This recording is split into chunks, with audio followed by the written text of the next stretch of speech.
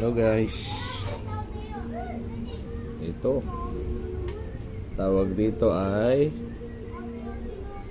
rice in a box, pero wala siya sa box, ay styro lang siya. Ito naman tawag dito ay sisig ng Chinese. Sakto siya sa pulutan guys. Yan. Masarap to. Ito yung nasa Tomas Mapua. Bili to. Yan. May naman siya ng to intestine, tokwa, tsaka meron din siyang tenga. Yan. Tenga, dila.